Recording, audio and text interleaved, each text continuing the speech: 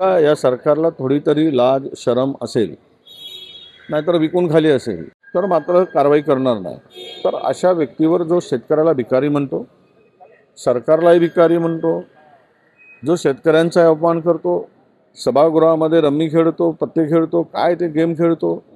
माणिकराव कुकाड यांची जी परत घसरली त्यांनी सरकार भिकारी असा उल्लेख केला आणि ते असं म्हणाले की माझ्या वक्तव्यासंदर्भात मी माझी भूमिका मुख्यमंत्र्यांकडे स्पष्ट केली आहे, तर त्यात खरंच काही तथ्य आढळलं, मी दोषी आढळलं तर हिवाळी अधिवेशनात मी राजीनामा देईन। हे बघा, या सरकारला थोडी तरी लाज शरम असेल, नाहीतर विकून खाली असेल तर मात्र कारवाई करणार नाही।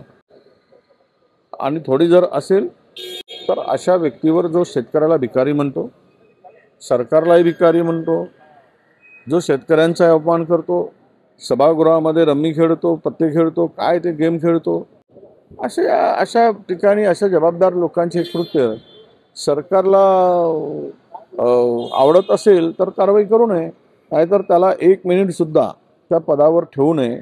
जर सरकारला कुठे ना कुठेतरी थोड्याशा महाराष्ट्राच्या एकूण शेतकऱ्यांच्या संदर्भात जाण असेल, शेतकऱ्यांसंदर्भात कळवळा असेल, शेतकऱ्यांच्या संदर्भात थोडं तरी प्रेम असेल, तर अशा ठिकाणी त्यांनी त्वरित कारवाई केली पाहिजे।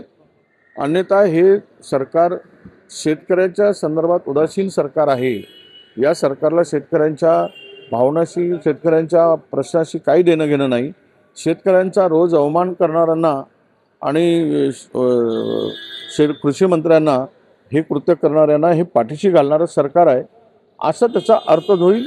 आणि आम्ही राज्यभर या कृतीचा निषेध करत फिरू, सांगू की रमी खेळणारा मंत्री कृषी मंत्री आहे, तो महाराष्ट्रामध्ये ज्या पद्धतीने हे राजकारण करतो आहे आणि राजकारण चाललं आहे, तर याचा उत्तर नक्की सरकारला द्यावं लागेल। नगर विकासाच्या कामांना मुख्यमंत्र्यांची परवानगी लागणार आहे अशी माहिती समोर येते आहे।